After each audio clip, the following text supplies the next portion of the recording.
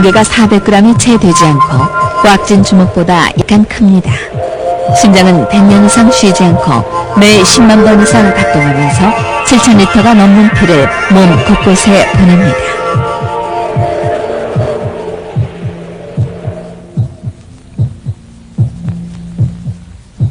바로 이것이 인간의 심장입니다. 심장은 가슴의 중앙에서 약간 왼쪽 방향에 위치합니다. 그리고 폐와 함께 흉곽 내부에 자리하고 있습니다.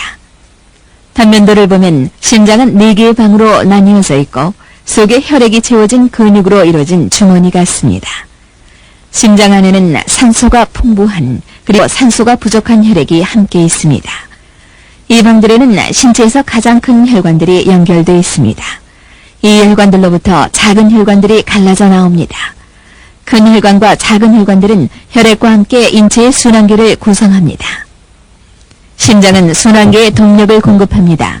심장은 특수한 근육으로 이루어진 펌프이며 혈액을 퍼내는 것이 심장의 유일한 일입니다. 순환계는 인체의 세포들의 음식과 산소를 분배하고 또 그들로부터 노폐물을 제거하는 일을 합니다.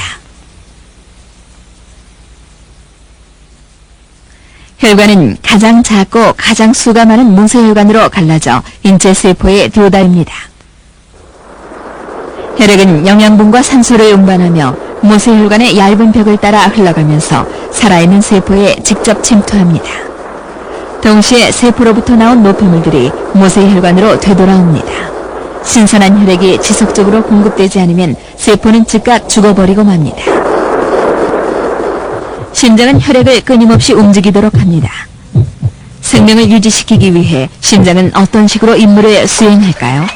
다른 동물의 순환계를 살펴보면 인간의 심장 구조와 활동을 이해하는 데 도움이 됩니다. 심장이 없는 큰 해파리도 영양분과 산소를 순환시키기 위해서 규칙적으로 근육 수축 운동을 합니다. 해파리는 산모가 있는 관들로 구성된 원시적인 순환계를 갖고 있습니다. 해파리는 헤엄을 치면서 이 관들을 수축 이완시키므로 영양분과 산소가 이 속에서 순환됩니다. 만약 근육이 관에 직접 부착되어 있고 규칙적인 리듬으로 수축될 수 있도록 만들어진다면 그 속으로 액체가 흐를 수 있을 것입니다. 이것이 가장 단순한 심장의 형태입니다. 관에 판막을 설치하면 더욱 효과적일 것입니다. 메뚜기 같은 곤충들의 심장이 바로 그런 형태입니다. 상어처럼 활동적이고 커다란 동물들은 인간과 유사한 순환계를 갖고 있습니다. 상어의 심장은 하나의 근육주머니로 되어 있고 둘로 나뉘어 있습니다. 상어의 심장은 심방과 심실이라는 2개의 방이 있습니다. 개구리와 같은 양서류의 심장은 좀 더 복잡합니다. 이들의 심장에는 3개의 방, 즉 2개의 심방과 1개의 심실이 있습니다. 성장한 개구리는 공기호흡을 하며 인간과 마찬가지로 뱃속의 혈액에 산소를 공급합니다. 산소가 풍부한 혈액이 폐로부터 나와 좌심방을 지나 심실로 들어가면 거기에서 산소가 부족한 혈액과 섞이게 됩니다. 이 2가지 산소가 섞이는 것이 약간의 문제가 됩니다. 섞이지 않는다면 훨씬 좋을 텐데 말입니다. 악어와 같은 파충류는 이런 문제를 어느 정도 해결했습니다. 파충류의 심실은 불완전한 벽을 두고 2개로 나뉘어져 있습니다. 벽은 비록 완전하지는 않지만 혈액이 섞이는 것을 크게 줄여줍니다. 포유류는 이 문제를 완전히 해결했습니다. 포유류의 심장은 심장 아랫부분을 2개의 심실로 완전히 나누는 경막, 즉 격벽이라는 얇은 벽이 있습니다. 이것을 이심방 이심실 심장이라 합니다. 좌우의 2 심방은 혈액을 채우는 방입니다. 심방은 혈액을 심장으로 받아들여서 좌우 심실로 밀어내는 역할을 합니다. 심실은 혈액을 퍼내는 일을 하기 때문에 심실의 벽은 심방보다 근육이 잘 발달되어 있습니다. 순환계는 혈관들이 뒤틀리고 겹쳐져 복잡한 배열을 이루고 있습니다. 이해를 돕기 위해서 3가지 중요한 구성물을 보도록 합시다. 몸과 심장과 폐입니다. 심장은 펌프 하나로 이루어진 것이 아닙니다. 심장은 심방과 심실을 갖고 있는 2개의 펌프가 나란히 놓여 만들어진 것입니다. 이를 따라서 몸의 순환계도 2 부분으로 나뉘어 있습니다. 심장의 오른쪽 부분은 폐로 혈액을 운반합니다. 심장의 왼쪽 부분은 폐를 제외한 신체의 나머지 부분으로 혈액을 운반합니다. 오른쪽 심장은 폐로 혈액을 순환시키므로 피를 뿜어내는 압력이 상대적으로 낮습니다. 만약 심장의 왼쪽 부분도 이렇게 낮은 압력으로 혈액을 뿜는다면 피가 몸 전체를 순환하기는 어려울 것입니다. 근육이 충분한 양의 산소와 영양분을 얻어내지 못하게 되기 때문에 걷거나 서기도 힘들어지겠죠. 그렇게 되면 마치 파충류와 같이 낮은 자세를 취해야 하고 움직임도 최소화해야 할 것입니다. 포유류는 파충류보다 훨씬 높은 혈압이 필요합니다. 직립자세의 인간에게는 높은 혈압이 아주 중요합니다. 중력에 저항하여 혈액을 위로 밀어올리려면 큰 힘이 필요합니다. 다른 포유류는 훨씬 더 높은 혈압을 필요로 합니다. 기린의 심장에서 나온 혈액이 심장으로부터 2m나 떨어진 물까지 가기 위해선 높은 혈압이 필요합니다. 이처럼 힘든 일을 할 수 있도록 좌심실은 우심실보다 더 많은 근육을 갖고 있습니다. 좌심실은 우심실보다 5배나 높은 혈압을 낼 수 있습니다. 만약 폐가 인체가 받는 혈압과 동일한 압력을 받는다면 높은 혈압으로 폐는 파괴될 것입니다. 이심방 이심실형 심장은 두 가지 큰 장점을 지니고 있습니다. 첫 번째는 산소가 풍부한 혈액과 산소가 부족한 혈액이 분리되어 있다는 점입니다. 두 번째는 인체의 혈압이 폐의 혈압보다 훨씬 크다는 점입니다. 이제 순환기를 지나는 혈액을 따라가 보면서 심장에 연결된 주요 혈관들에는 어떤 것들이 있는지 살펴보죠. 먼저 우심방부터 살펴봅시다. 여기에는 산소가 부족한 혈액이 우심실로 보내집니다. 혈액은 다시 심장에서 나와 폐동맥줄기로 보내집니다. 폐동맥줄기는 두 개의 폐동맥으로 갈라집니다. 오른쪽 폐동맥은 혈액을 오른쪽 폐로 운반합니다. 왼쪽 폐동맥은 혈액을 왼쪽 폐로 운반합니다. 동맥은 폐의 내부에서 갈라지고 모세혈관을 통해 혈액을 운반합니다. 여기서 혈액은 필요한 양의 산소를 얻게 됩니다. 그리고 모세혈관은 정맥과 결합합니다. 산소가 풍부한 혈액이 폐를 빠져나와 좌우 폐정맥으로 들어갑니다. 폐정맥은 좌우 폐로부터 각각 2개씩 나와 4개가 됩니다. 4개의 정맥은 좌심방에 연결되고 좌심방은 혈액을 좌심실로 밀어냅니다. 좌심실은 혈액을 대동맥으로 보냅니다. 혈액은 대동맥으로부터 온몸에 퍼져있는 보다 작은 동맥들로 보내지고 결국은 모세혈관들로 보내집니다. 혈액은 여기에서 산소를 잃고 이산화탄소와 노폐물을 흡수합니다. 또한 혈액은 모세혈관에서 영양분과 호르몬 그리고 기타 다른 물질들을 흡수하고 분해합니다. 산소를 잃은 혈액은 모세혈관으로부터 나와 정맥을 따라 흐르다 체내에서 가장 크며 우심방으로 연결되는 상대정맥과 하대정맥에 이르게 됩니다. 다시 우심방으로 돌아왔습니다. 혈액은 한 번에 한쪽 심장만을 통과하기 때문에 2차례를 순환해야만 완전하게 몸을 한 바퀴 도는 셈입니다. 이제 폐와 심장으로부터 뻗어있는 혈관들을 살펴보기로 하겠습니다. 심장 위로 아치 모양을 이루고 있는 것이 대동맥입니다.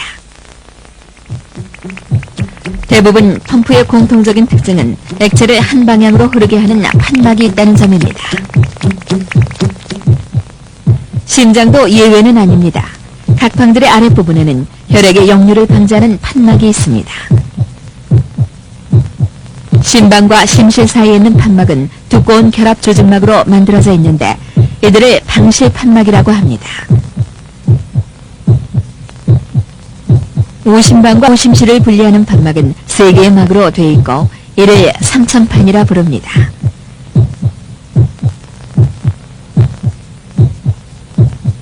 좌심방과 좌심실을 분리하는 판막은 2개의 막으로 되어 있고 이를 이천판이라 합니다.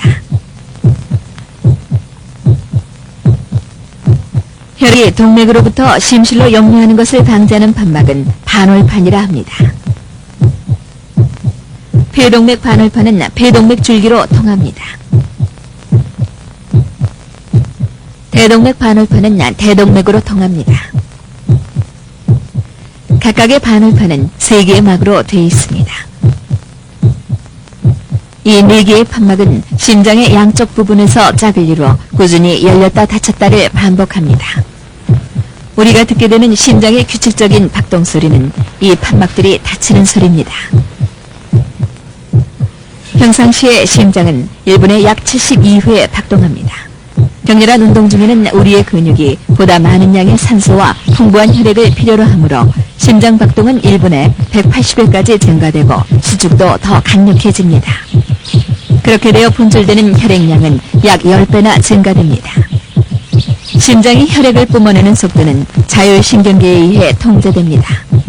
즉 우리가 생각하지 않아도 스스로 활동하는 거죠. 잠잘 때나 깨있을 때나 자율신경계는 자동적으로 심장의 혈액 분출 속도를 감시하면서 몸이 필요로 하는 만큼 혈액이 흘러나올 수 있도록 조절합니다.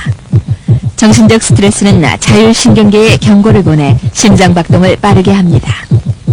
큰 경기를 앞두고 끼는 불안감은 심장 박동을 빠르게 촉진시킵니다. 공포와 분노와 같은 강한 감정도 심장 박동을 증가시키고 로맨틱한 애정도 마찬가지입니다. 감정과 심장 박동이 이처럼 연관돼 있어 심장과 사랑은 밀접한 관계를 갖습니다. 그래서 심장의 하트 모양은 사랑의 상징입니다. 발렌타인데이에 우리는 관심과 애정의 표현으로서 심장 모양의 카드를 주고받습니다. 심장은 마음을 의미하므로 우리는 가슴이 터질 것 같다거나 애인을 보면 가슴이 떨린다는 표현을 즐겨 사용합니다. 때로는 다른 사람에게 심장, 즉 마음을 주기도 하죠. 또 너무 놀라 심장이 멈춰버린다는 말도 합니다.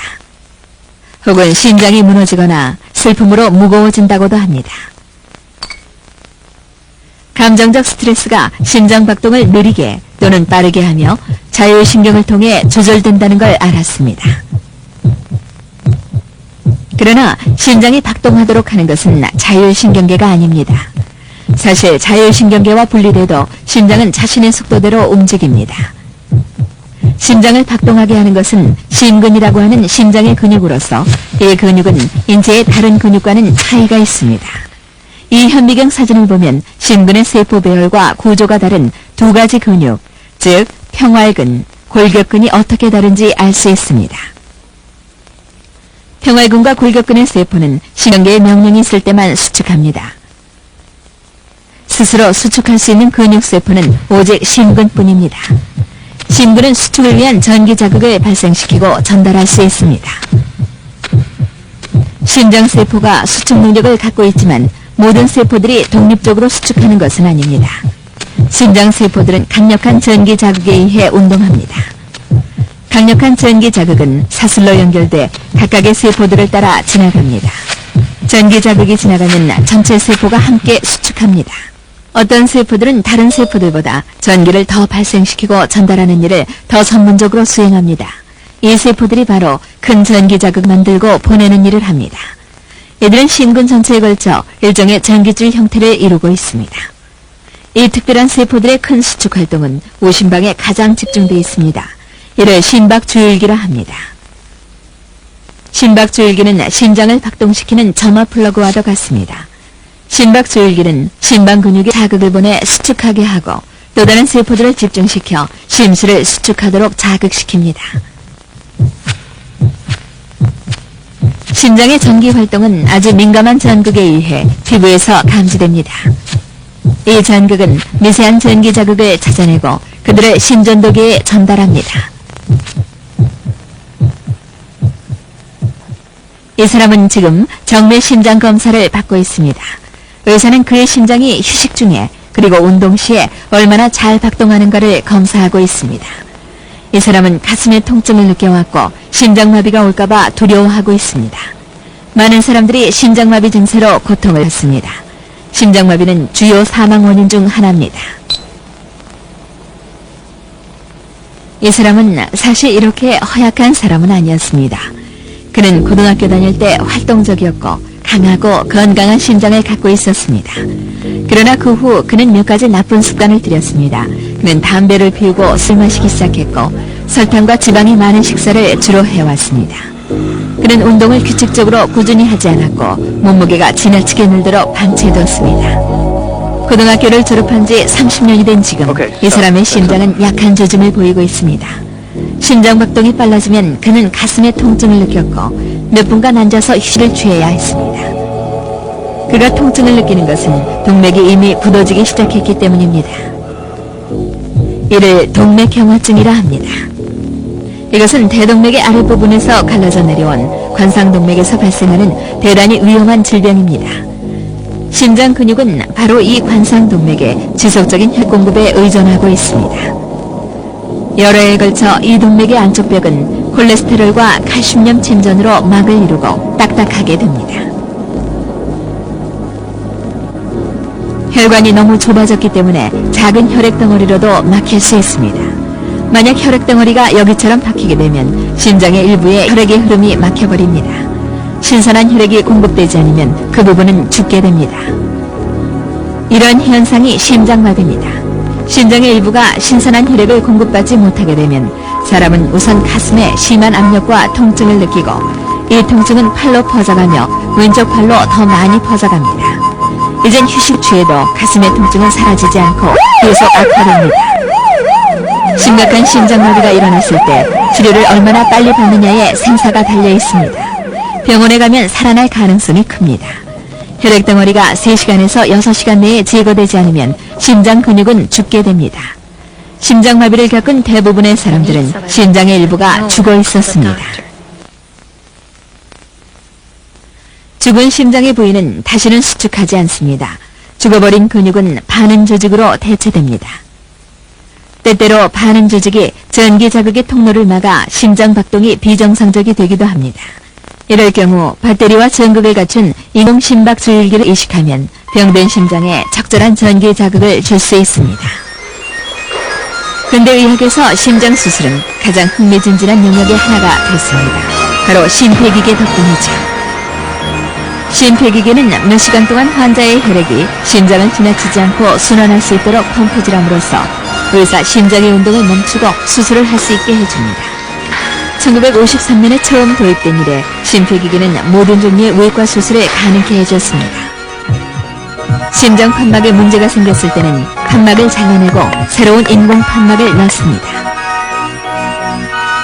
관상동맥이 심하게 막힌 경우에는 환자 다리에서 정맥을 떼어내어 관상동맥으로 연결시킴으로써 막힌 부위를 우회할 수 있습니다.